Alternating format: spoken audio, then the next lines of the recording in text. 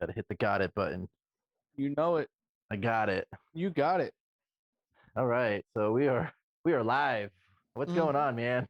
Oh, just learning history and why some states have other states' names in that state. Yeah, I know because we're coming around our journey, and you know what? I hate that this is alphabetical. Like I like that it is because we can just go by the states, but I hate that so many of them are in the Midwest around that time. Yep. Like Illinois, Iowa. We're gonna do Kansas today, and Hmm. it's like, dude, I feel like there's a lot of the same shit. Yeah. You're not wrong.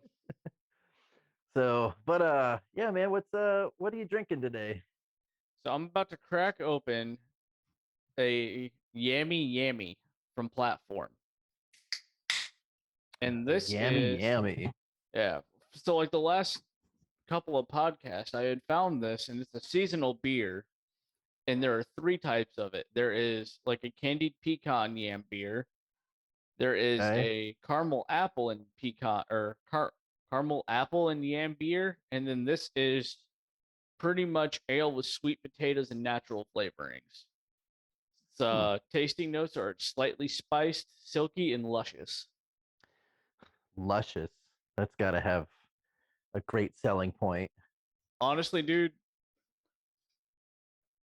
every time I've like ever since I had the first beer, which was the candied pecan one, I'd still Yeah. say that's probably my favorite of the bunch. Anytime I see this beer and it's one of the three, I pick up a sixer of it. Not a bad deal. Nope, not a bad deal at all. Well, How about cool. you? What you got in your cup? So I wound up stopping over at the gas station getting a big bottle of Coke. So I have some rum again today. I'm almost done with it, so I figured I had to finish it. And I mean, I'm gonna have to pick up more. But the next time I go to the liquor store, the one that's in town here has a pretty wide selection of beers. So I want to take a look at that next one for our next week's episode Okay. and have some special stuff since we're planning on doing some a special episode. Yep. Yep. Yep. Yep. So, So what kind of rum is it? Is it just basic rum, it's spiced rum? so a couple episodes back when we were talking about Hawaii, I mentioned about that Hawaiian rum. Yes. So I still have some of that, and I figured I'd get rid of it. So it's that Kona rum. Yeah. Well, So not bad. I'll take it. not a bad rum. Well, that's good to hear. So, speaking of bad things, though, I think that should segue perfectly into our safe word for today. Yeah. You want to say what the safe word is today? Chiefs. Yeah, Chiefs. Kansas City. But the problem with that though is that people don't realize that Kansas City, for the Chiefs at least, and in the Royals, are in Missouri. So, we'll probably talk about them a little bit more when we get to the M's. But Hmm. screw it, we don't care. Fuck it. Yeah. It's the Chiefs. Is Kansas the only state without an NFL team? No, there's a couple other states that don't have an NFL team. I want to say because I mean, my state has two, and neither of them are that good. I mean, my state has two, and same. Yeah, yeah, yeah. Wait, who's your other one? You have the Texans and you have the Cowboys. I always thought Texans was college. No, no. You have the Houston Texans and then you have the Dallas Cowboys. Wow. Yeah, didn't you live in Houston for a while and you still didn't know that? I, in my defense, I knew they existed. I just thought they were a college team. No. Yeah. Funny. Well, I mean, like, let's be honest here. Texans take their college football pretty fucking seriously. Friday Night Lights, man. Yep. Versus NFL, I would say in Texas, unless you absolutely love either of the two teams, college football is likely your thing. Yeah, 100%. So, but yeah, so safe word is can't or It's Chiefs. Chiefs. Yep. Fuck them. That's why. Fuck them. All right, man. So I think to start this episode off, we have to talk about Kansas City barbecue. Mm-hmm.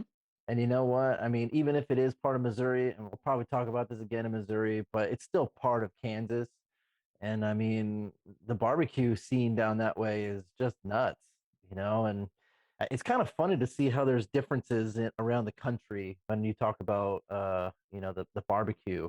Mm-hmm. Right. Previously we were talking about how the white sauce is pretty popular because it's mayonnaise based, and there's a lot of other parts that are, vinegar and how to get that barbecue, and then do you even put sauce on it, or do you make it with the just the rub and let the rub do its thing? So it really does, um, go for a thing with barbecue. So if you had to pick something right now, like if you were at a barbecue joint, what would be a thing that you would go for? Ooh, put me on the spot. I know. So, honestly, I always like to get kind of like the sampler platter at the barbecues because I think whenever you get that, you get the wide enough taste to be like, okay, so this is where this place excels at. Like, let's say their brisket is amazing, but their sausage isn't as good as some other barbecue things.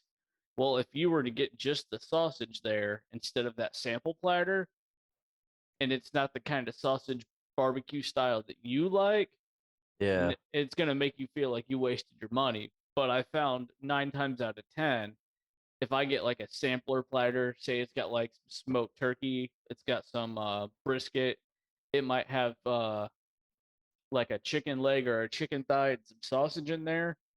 Without a doubt, I'm going to like one of those four things. Okay. So that's how I generally go to barbecue places and try out. So Well, I how did a.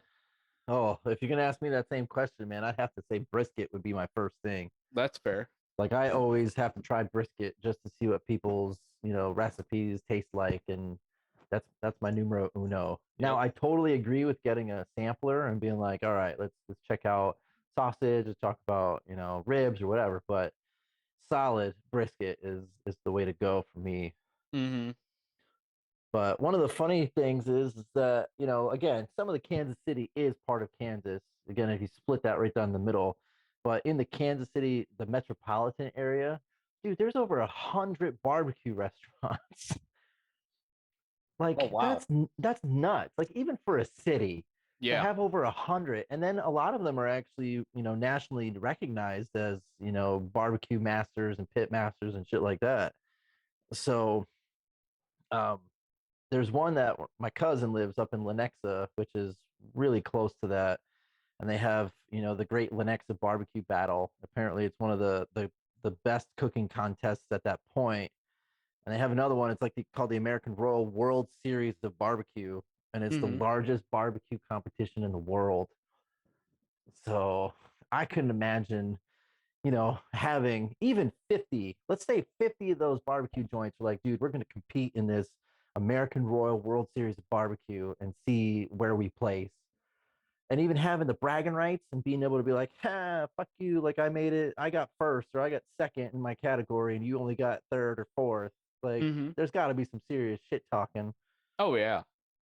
And especially too, like if anybody's ever been to, we'll just for example throw like chili cook off, because that's something that my state does like Yeah. every year. Dude, those things can get in a non taste bud way very spicy as far as drama goes.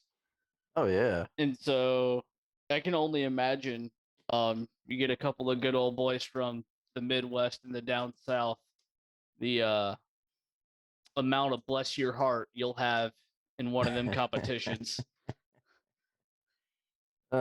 True. Yeah.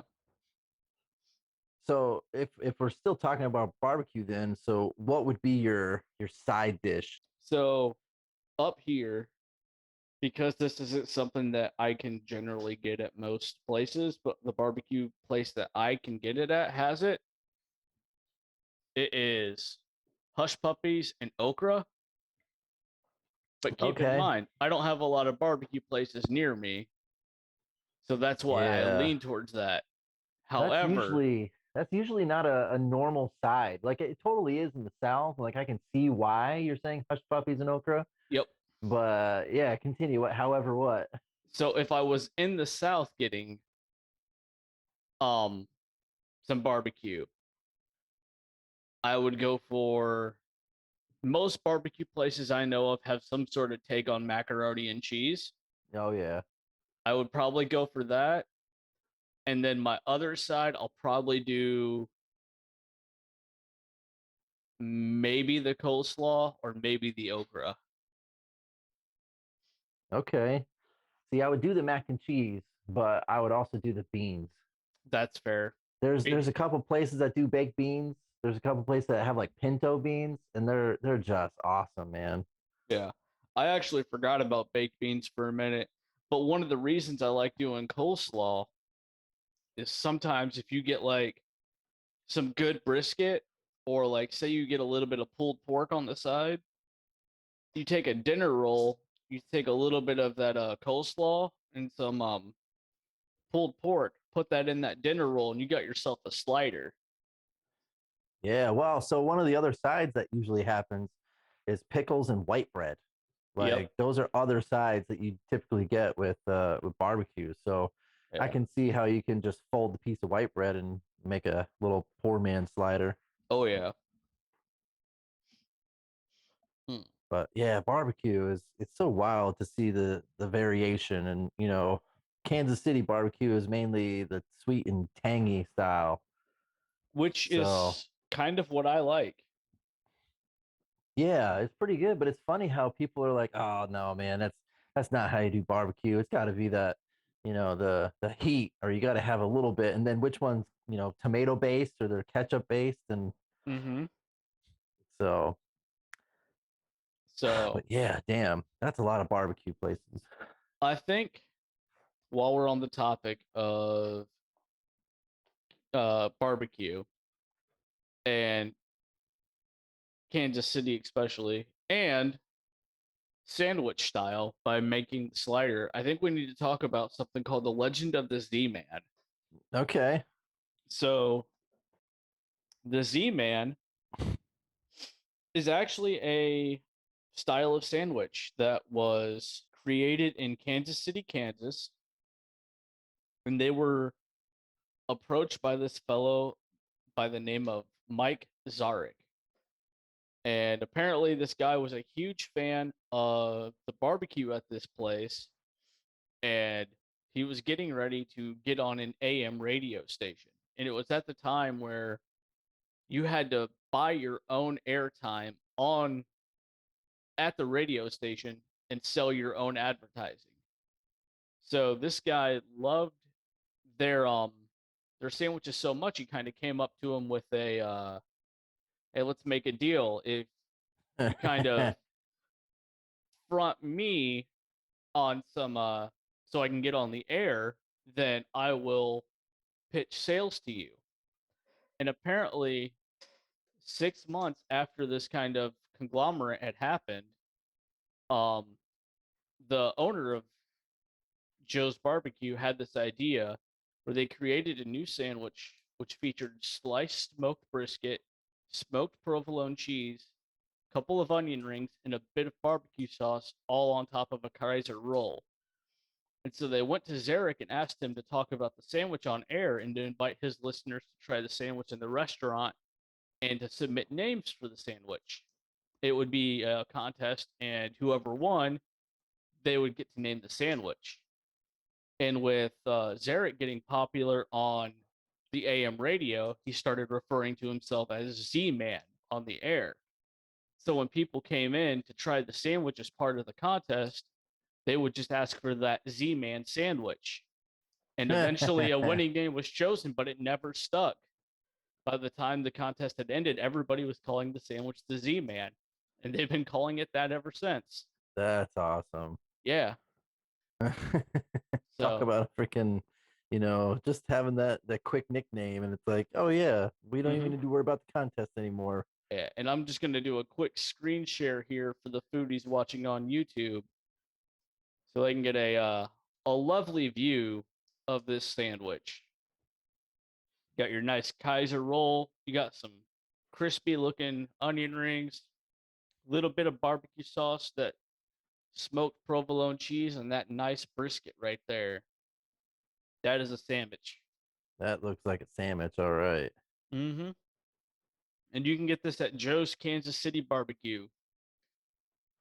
So, See, when I also saw the Z-Man sandwich, and I mean, it looks pretty similar to that.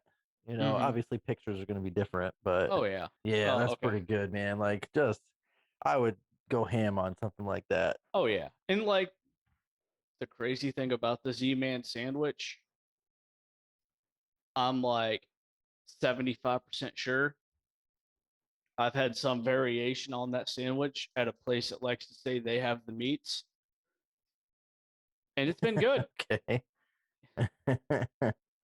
So, you know, Well, I mean, as long as it's good, right? yeah. I mean, it was probably not prepared the way that they do it down there, but I ain't gonna,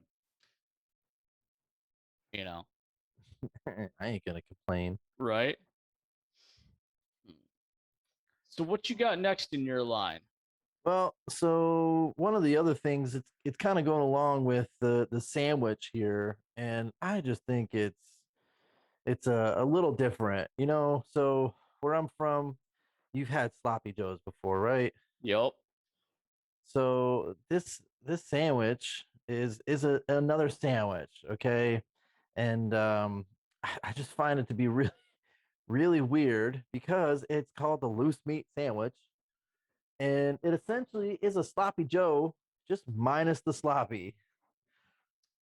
So, I mean, people say that it tastes better than it looks, but if you find any pictures of it, it seriously looks like dog meat. You know, I looked at this and I was like, that looks like a dry sandwich. Yeah, like the one that I saw had a pickle on it, and I Yeah. mean, okay, whatever, One but pickle. yeah, one pickle. But I just don't see myself ordering that and seeing it and being a dry ass sandwich and then having to drink a bunch of beer or whatever to, you know, make it somewhat moist. So Kansas, you guys are wild with your crusty looking sandwich. Crusty ass sandwich. You know, and if anybody in Kansas is listening to this and you can refute this whole entire thing that this basically loose meat sandwich is going to taste way better and that I should try it. Well, you know what? Maybe I will, but I'm still going to have my reservations because it just looks like garbage. I And mean, I'm gonna follow you up with this and talk some mad shit. That shit didn't even look seasoned. That looked like you took it looks some like white people. hamburger, you threw a little bit of oil in a pan, you fried it up brown style, and then you forgot all the other steps that your ancestors taught you over the years on how to prepare food, and you just threw it on a bun. And you're like, oh wait, they like pickles. I'm gonna put a single pickle on here. Yeah. Like, if it tastes So, good, man, awesome. But that made me ashamed of you, Kansas, and that takes a lot. yeah, like why would you just have the sloppy Joe without the sloppy and just have Joe? Like Joe seems like I'm going to be eating it and spitting out a bunch of sand. Right. You Well, I know, mean, like did like, you ever go to the beach and like you like swallowed fucking water and you got sand in your mouth, like, and yep, you're going that's what yep, I kind of feel like after I would eat this sandwich is just be like, what am I doing? yeah. I mean, like, don't get me wrong. Any food to me anymore with the beer that I have is eventually sloppy food in some way or form. But also, like, out of all the foods that we've seen in America lately, this is the one that I don't want to try. Yeah, you know, and even with recently with some of the states we've been talking about, you know, and I talked about that the chicken and noodle one a couple states back, and you even were like, hey man, you would try it. Like I feel like okay, this one, Mm-hmm. no, I just don't think Yep. that it's the one for me. Yep. So We so can't. actually we had a funeral we went to, and honestly, believe it or not, chicken and noodles came up in conversation probably 6 or 7 times throughout the day. Oh, did it really? Yep. So, That's funny. yep. So, Well, one of the other things that I feel like is an abomination, and apparently Kansas does this too, is this and the it's a one that I have?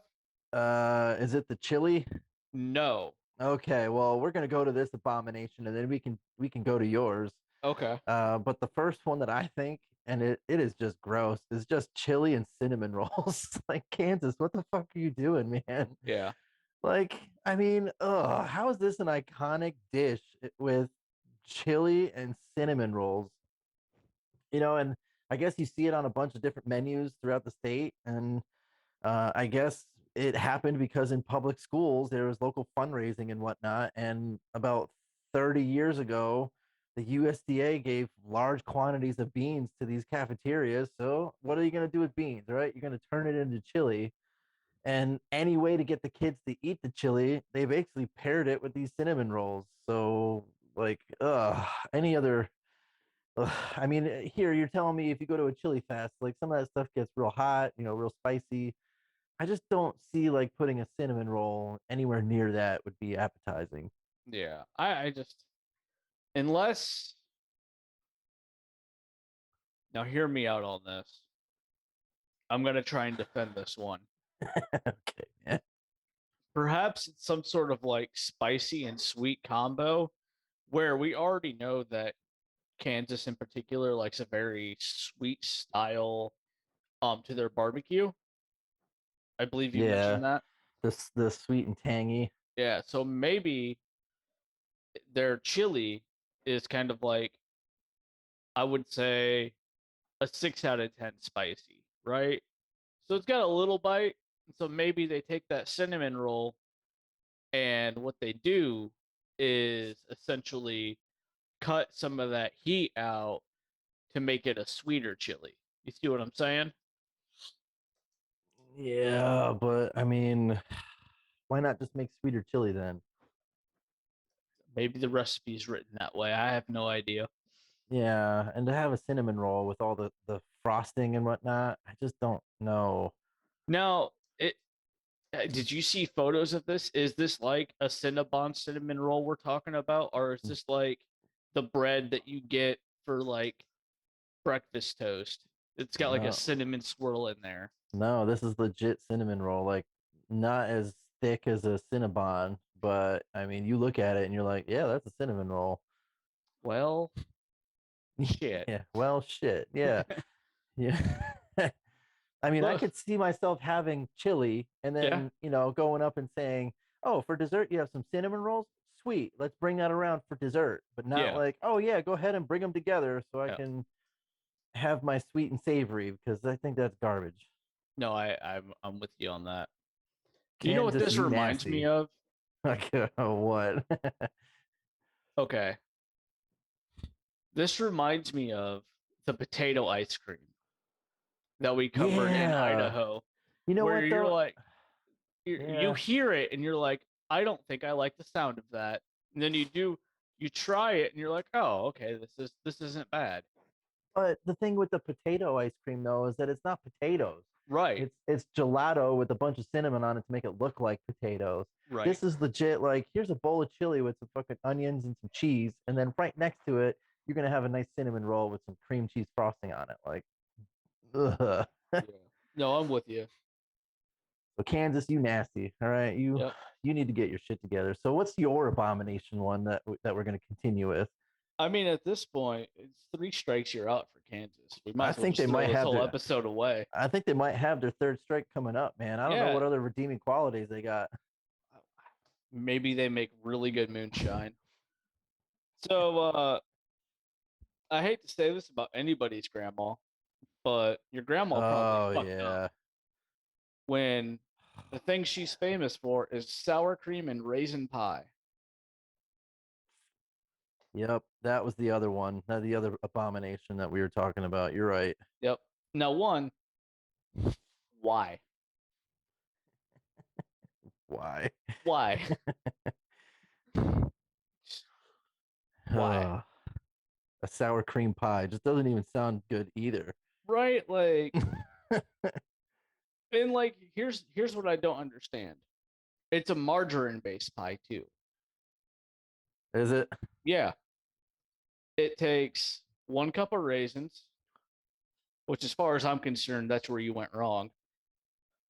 2/3 cup of sugar, 3 tablespoons of cornstarch, an eighth teaspoon of salt, 1/8 teaspoon of ground cloves, half a teaspoon of ground cinnamon, 1 cup sour cream, half a cup of 2% milk, 3 large egg yolks, room temperature, uh, 1/2 cup of chopped nuts, optional, and then 1 pie shell, 9 inches.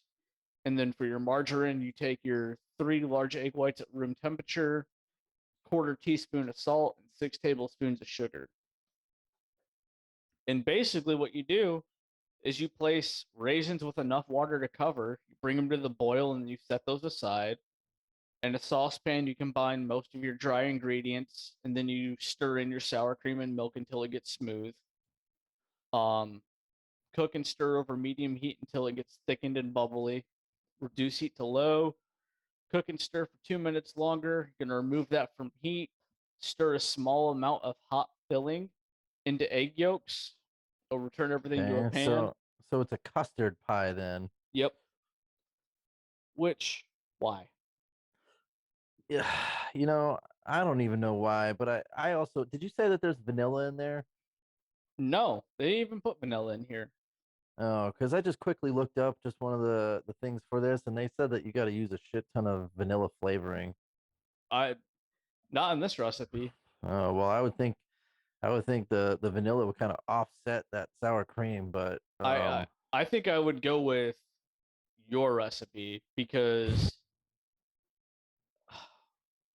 you know what this reminds me of?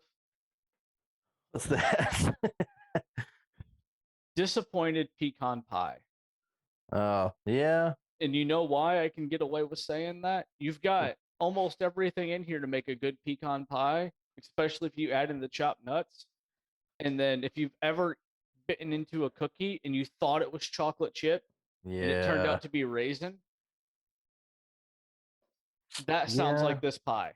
That's the trust issues. That's the reason why you have trust issues, right? Yeah, it really is. Really is. Oh, yeah. It's just, Yeah. man, Kansas, you done fucked up. Yep. Like, Like, as far as I'm concerned, we can just Chiefs this one right now. Save the editing bay. We'll just blacklist this one on YouTube. Never get released. people will be like, why just skip Kansas? Well, Kansas had dude, nothing. they royally messed up. Yeah. Well, I know that there's some other things too. Apparently there's a big German and Amish influence. I guess people are just keep on moving west and they go, okay, we'll just plop here. But there's a there's a thing called a beer rock, Mm-hmm. and it basically is bread. So it's a yeast dough, and they fill it with ground beef and cabbage. So almost think of like a Philly cheesesteak kind of deal, except for it's already baked into your bread, Mm-hmm. and it doesn't have any cheesesteak or cheese to it. It's just the ground beef, cabbage, and onions. So I can see that's totally how German immigrants would eat that, Mm-hmm. and it's very popular in Topeka apparently.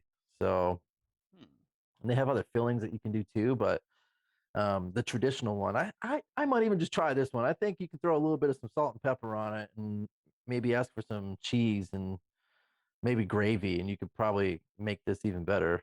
Right. Now I But I still wonder. don't know if that's a redeeming quality though for the three strikes that they just had. So Well, and like, so you told me it's essentially bread that's all, and then it's meat with cabbage, and what else was in there? it's meat, cabbage, and onions. Okay. So there's still like no tomato sauce or nothing. No, no tomato sauce. Um, I want to say because this seems like mobile pigs in a blanket. well, if you look at the picture, it actually looks like a big dumpling. like the Okay. way that they fold it up. So, how do you spell what So this is called so we can show the foodies? it's Bierock.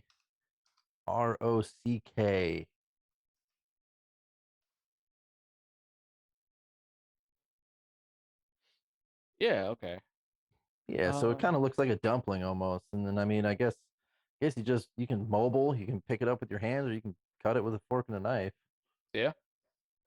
These look relatively small too, like slider size. Yeah. So huge, or German influence on that. Yeah. They look good. Yeah. I mean, I would give it a shot, especially if it's in like a Hofbräu house. Mm-hmm. Those are pretty good places for some beer. So Yep. now I've seen other ones that look a little bit more like the dumpling style. Like how you get dumplings from yeah, there you go, from like a Japanese place or a Chinese restaurant. Yep. You see how it's like folding up and they just crease it in the middle. Mm-hmm. I've seen a couple pictures like that, but it still looks like a roll from these pictures. Yeah, dude. All right, I'm gonna be real honest here. With prep Yeah, time being 2 hours and 30 minutes and 20 minutes cook time, no. dude, I think the biggest part of that prep time is the dough. You have to Bro, wait for it to rise, and then you have to let yeah. it rise again. So it's gonna take a hot minute for you to do all that. Yeah, I suppose that's fair. Yeah. Just get yourself some dinner rolls, cut it open, and then take some butter and sew it shut. Do some food surgery. Exactly. So, although I will say, this is at least a step in the better direction. I know it is. So, but yeah, I would try this one. I would try this one. Now we're gonna go for kind of our. This one could be in the wrong episode. We're not entirely sure. Little something called Oh yeah. chicken spadini. I don't know if I said that right, but it's a Kansas City icon. Problem throughout this article, nobody said if it's Kansas City, Kansas or Kansas City, Missouri. I mean, there are people on the internet like me and you who want to figure this out and tell people about it, and they fucked us.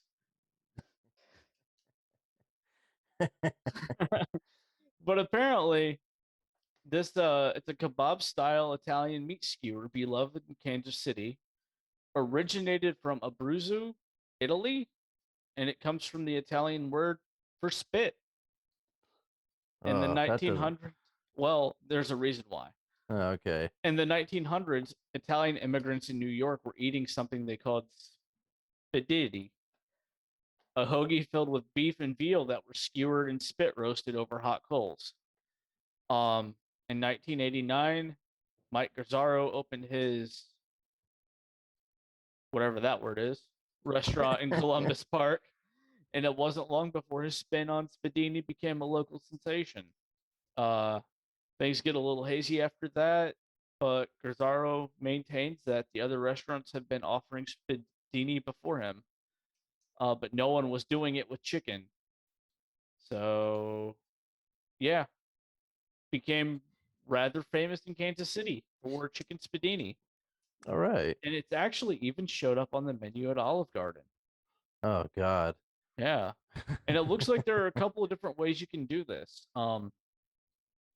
So up top here we have our Spadini Giorgio with crushed tomatoes, garlic, and spinach over angel hair pasta. Um, the original looks like it's over here, served with amago sauce. And then you have one over here served with fettuccine and Alfredo sauce. And then one here looks like a spicy Diablo sauce, which that's the one that I would gravitate to, I think. Okay. So now I like me a chicken kebab. I don't know how about you. I could always go down to a chicken kebab, man. Yeah, yeah, it's good. Good food. Hell yeah. Hell yeah. Did you ever see that commercial, or not the commercial? It's a video of the dude in the car, and he's like, getting off of work early. Hell yeah! It's like, mom bringing me some dinner. Hell yeah! And he just keeps on going on about all the good things that happened to him during the day, and he's like, hell yeah! And then there's one thing where something happened wrong, and he's like, hell no, man, fuck that. Dude, so I'll we have to send it to you if I can find it again. sometimes when we get Bob Evans, we'll get a thing of their banana bread, right? Okay. And I don't know if you ever seen it, but it's this dude and he's having like this bad day, and then I guess somebody in his class brings in banana bread, and he like flips the fuck out, but in a good way. He's like, Okay. banana bread, dude? Oh, that's what Fuck it is. yeah. Yeah, that's the one it is. Yeah. And so for like however long we go and we like cut a piece of banana bread, it's kind of tradition now that one of us will say that. So Banana bread? Hell yeah. uh so I think do you have any other foods you got on here? Yeah, there was what was the one that I also saw too? I mean, we talked about wings, that's kind of with the barbecue stuff. I saw a chicken fried steak, but you know what? I still feel like the South does that way better than where Kansas would be. Um, it was the fried dough, which I feel like this might be a redeeming quality. Um, it's called a grebel. Okay. So Grebble, and it's basically deep fried bread. So I could probably take some sugar, throw some of that on there, maybe dip it in some syrup and go to town on some of that. Yeah, hell yeah. But that's probably about it. I mean, I don't really think there's anything else that I really stood out to say, yeah, let's give this a shot. What about you? Uh Didn't you say you had a brewery that you were looking at? I do actually. Um Boulevard Brewing Company. Um I actually picked this one because they kind of got a little bit of a story I'd like to get into. Okay. Started the summer of 1984 when John McDonald was thirsty on a vacation in Europe. The future founder of this brewing company wandered into a bar specializing in Belgian beers. He tried one, then another, and another, and became amazed by the variety, aromas, and flavors, and he became hooked. When he got back home, he couldn't stop dreaming about those beers, but dreaming was all he could do because the American beers at the time were homogeneous and unremarkable. Kansas City, once home to more than a dozen brewers producing a wide array of beers, had succumbed to the industrial onslaught and nothing was left. Um, After attending art school, he made a living as a carpenter, was still always fascinated by the creative process. He couldn't shake the memory of those amazing beers and began to wonder and began to consider the possibilities. He then started homebrewing. He visited breweries and he put together a business plan, sold his house to raise money, and set out to find the rest of the resources he would need to start a brewery. Cool. As John began to talk to potential investors, he often heard the same question. Sorry, 1 second. He heard the same question. You want to do what? You want to compete with the biggest brewer in the world on the other side of the state? And he got no uh, for most of the answers. Yeah, that big one being Budweiser, I'm guessing, right? Yeah. And he goes, they do what they do really well, but I want something different. I want to make big beers, a variety of beers, beers with color, flavor, aroma, body, and beers for real beer lovers. And it didn't take long for him to get started. John lived and worked in an old brick building on Southwest Boulevard that had once housed the laundry for the Santa Fe Railroad. Moved his carpentry shop to a corner and began to build a brewery. It wasn't ideal, but it was his. Took more than a year, and every bit of money he raised to retrofit the building, find the equipment, including a vintage 35 barrel Bavarian brew house, got everything up and running, and finally, in November of 1989, the first keg of Boulevard Pale Ale was ready. John loaded it into the back of his pickup and delivered it to a restaurant just a few blocks away. For the first year, the brewery only produced draft beer. Then a small crew eventually began brewing, kegging, cleaning, and then selling, conveniencing bar and restaurant or convincing bar and restaurant owners to put Boulevard beers on tap. Still, he was short the bottling process, but he had no money and bottling lines weren't cheap. Rejected by bank after bank, one institution finally saw promise in his vision and made a loan that enabled Boulevard to install a very small, very used bottling line. From there, he grew. The original business plan called for selling 6,000 barrels a year, but by the third year, 7,000 barrels and continued to climb.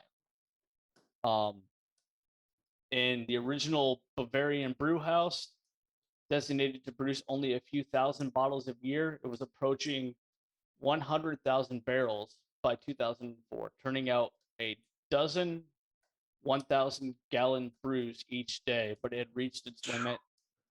And so it was time to double down.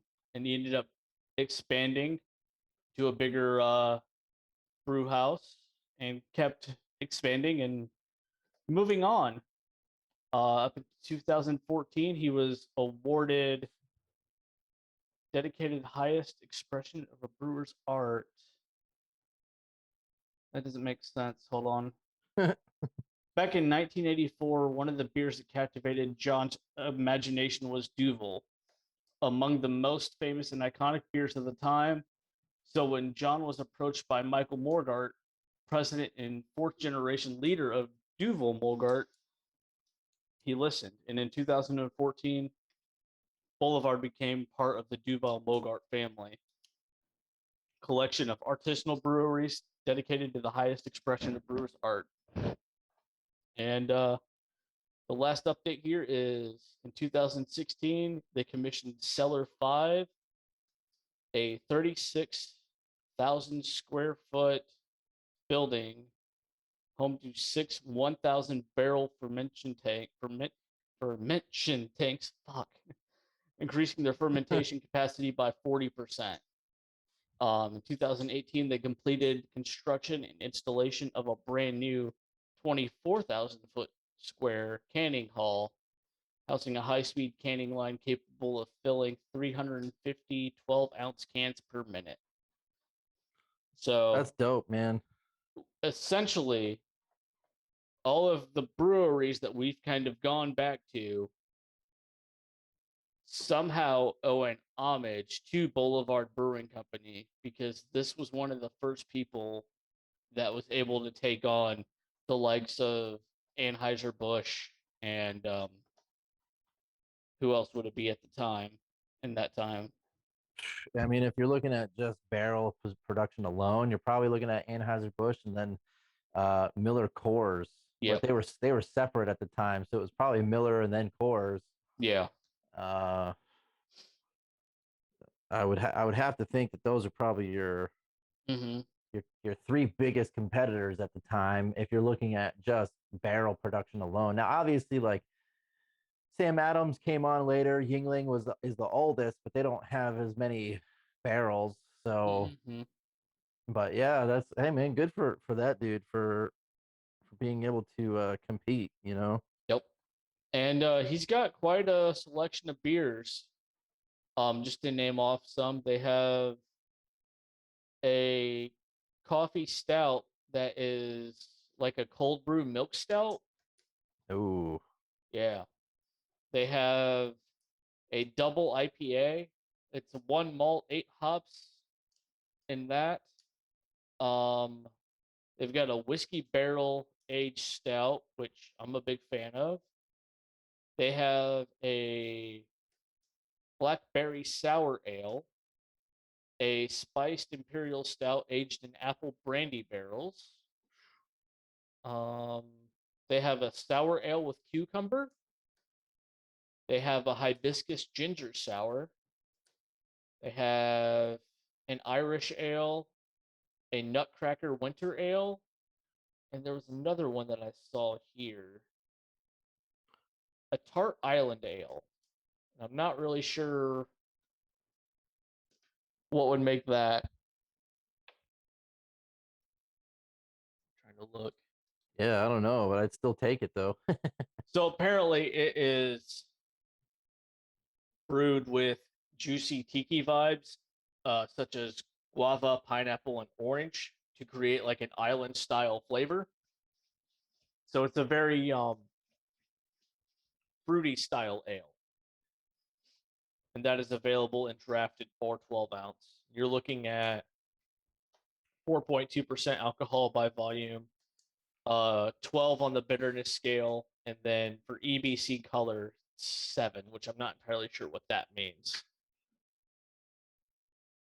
So, but yeah, I just thought that would be a good brewer to mention because I think in a way they kind of pioneered what we have today. Yeah. So, and for those of you who didn't catch, that is Boulevard Brewing Company. So, but all in all, you know, Kansas, you kind of need to work on yourself a little bit. True. But yeah, I think we're pretty good though. I don't think we have anything else. I believe I'm good. So, Kansas, you are right. Work on yourself, and we'll come back to you at another time. Yeah, just take a couple of years, find out who you are. Maybe don't date anybody else. Kansas, Kansas needs to learn to love Kansas. Okay. So we will get back to you guys on the next episode. It's hopefully going to be a nice little doozy. Oh God. And then we will get back to continuing with our journey across the United States. Yep. Yep. Oh Lordy. I just realized something. What's that? When we get to North Dakota and South Dakota, like that's two states that are so close to each other, and they're gonna be like 4 episodes apart. True. So Yeah, well, it's just it's just one of those things. right. Well, I think we're gonna call it there. I've been one of your hosts, the Meat Viking, followed by with my wonderful co-host. And this is Professor Porkloin. And y'all have a great one. Yep.